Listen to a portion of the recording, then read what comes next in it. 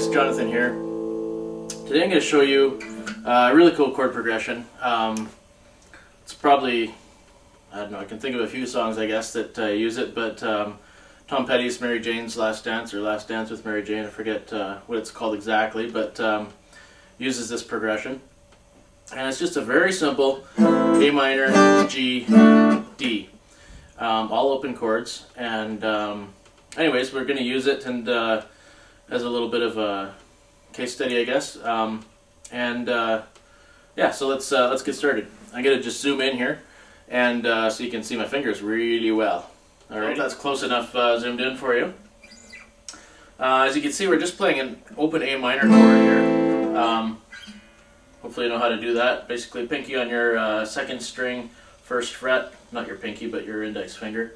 And then these two fingers go on the third and fourth strings at the second fret, just kind of like that, if you can see everything there. Now, the part that makes this sound cool is that we're basically hammering on these two fingers here, okay? So, we start with just the index finger, and get your other two fingers ready here. Right? So you basically strum it. I'm only strumming once there, right?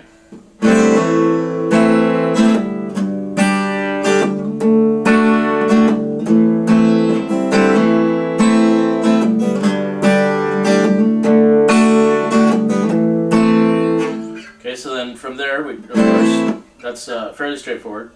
Then I'm playing a G. You can play it like this if you want. I like playing a G with throwing in the ring finger here on the B string. It just adds a little bit in my mind, and I like the sound a little bit better. And then just an open B. So it's very straightforward.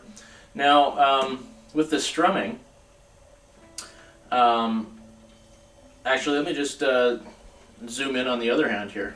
Alright, so now you can see how I'm strumming this one, okay? So now, the trick is, with A minor, as with all root 5 chords, root 5 means that the root note is on the 5th string. You want to completely stay away from the E string, okay? So you don't want to strum that string. So, you can even just rest your pick right on the A string there. And one other cool trick I like doing actually is, if you can see there, like when I'm playing the A minor, I actually wrap my thumb around, if you can do this, and just gently kind of rest it there. I don't put any sort of pressure on the E string, but I just gently rest it there, and it acts as kind of a mute, so that string doesn't ring through. Okay, so where you can see there, what I'm doing is, after the A minor strumming, I just come in and pluck that G note on the E string, and then strum through, right? It just adds that nice, kind of breaks up the strum pattern a little bit there. So it sounds like...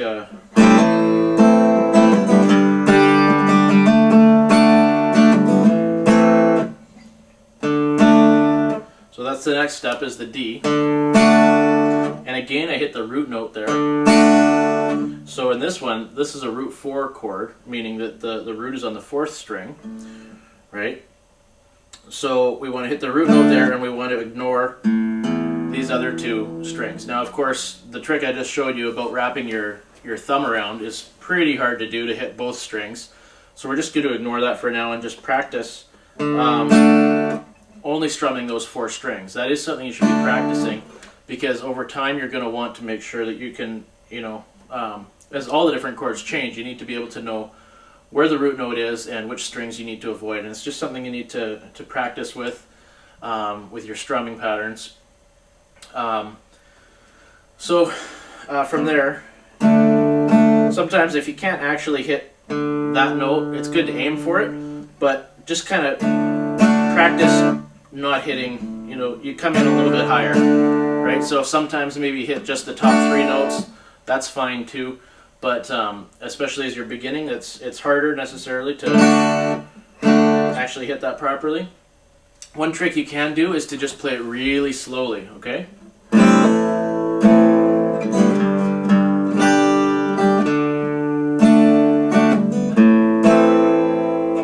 there you can see I went back and hit the A note again, right? But if you play it really slowly, it might seem ridiculously slow, in fact, but if you play it really, really slowly,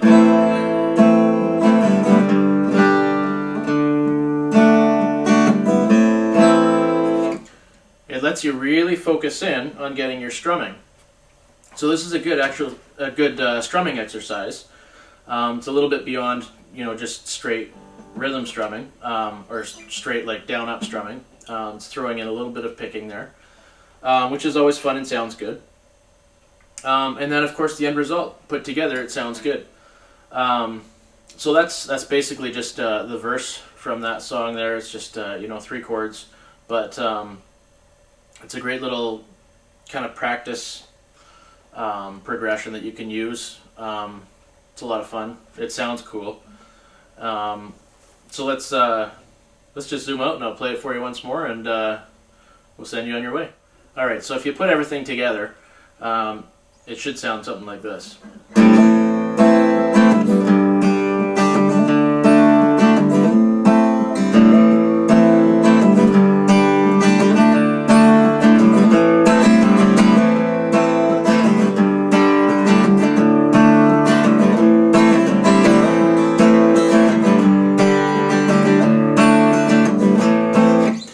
Feel free to kind of break from the pattern, the strumming pattern a little bit, get yourself, you know, add some dynamics in there, right? Like start it out really quiet and then kind of build it a bit.